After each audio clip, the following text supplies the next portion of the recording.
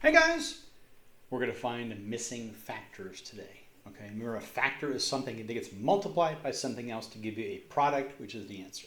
Now I'll tell you something. When I was started to do this when I was your age, actually I was at a 1 year after this. I was taking pre-algebra. I started seeing this kind of stuff, and even in pre-algebra, and I was really good at math.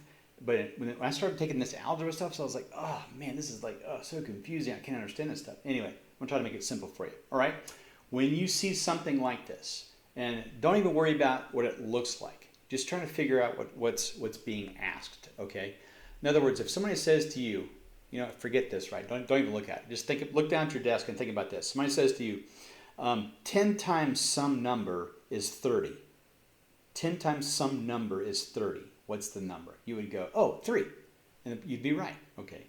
Look, another way of writing that would be 10 times some number, let's just call it x, is equals 30. What's the number? 3. Okay, we know the number is 3, right? 10 times 3. Now, if you have a 10 here and you have a 30 there, what would you do with those two numbers to get 3? You take the 30, right? And you go, oh, I'm going to divide it by the 10, and that gives me the number. That's true.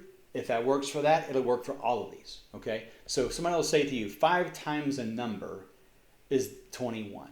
What's the number? Well, you just go, oh, okay, well, I'm just going to divide 21 by 5. And that's 21 divided by 5. And 1 divided by 5 is 4, and there's 1 left over, so we could say 4 1/5 is our answer. That's all there is to it, okay? Here's another one. 0.6 times m is equal to 0.048, okay? Don't get confused and all intimidated by it. It's not that big of a deal. We've already established the pattern, right? What's the pattern? How did we get 4 1/5? We went, 21 divided by 5. Same thing here. If something works in math, you do it exactly the same way. It doesn't matter what it looks like. There's a process that works. Do the same thing, all right? So if somebody says to you, what's the missing factor? 0.6 m equals decimal. I mean, come on, you know how to divide decimals. It's not big of a deal. You're just going to do exactly the same thing. You'll go 0.6 into 0.048. That's it. Okay? And we don't need to guess. We can just move this over. If you remember that way we do that, move that over one time, which means you move this over one time, right?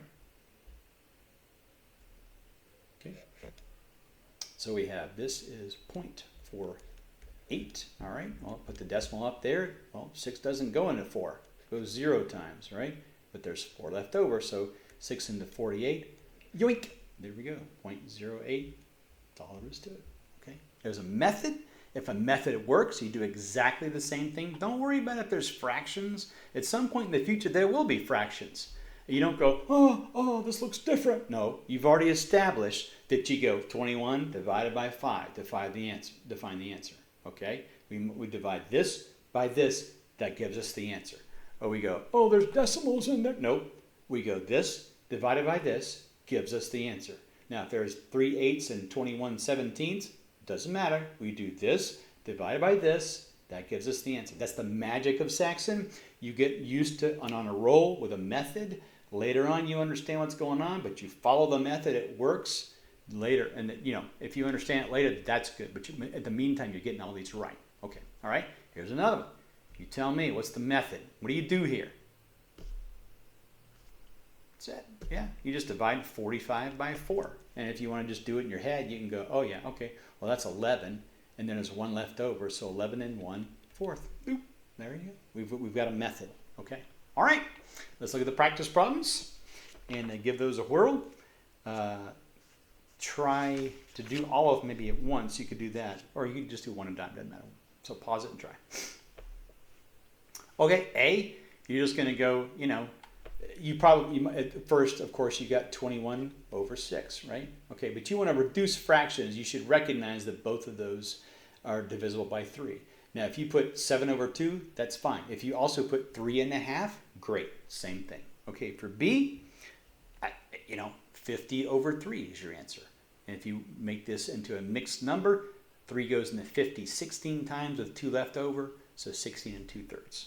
Okay, C, 36 divided by 5, which is 7 1/5.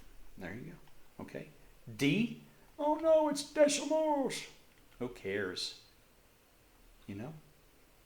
0.24 divided by 0.3 is 0.8. That's all there is to it. E, 0.4. Same thing. You just divide 3.2 by 8. F, 1.6. 0.8 divided by 0.5 is 1.6. That's the method. Okay, use that method today to get your several new problems done, and see if you can get at least 25 total right today if possible. All right, do the best you can. Try it. See you guys next time.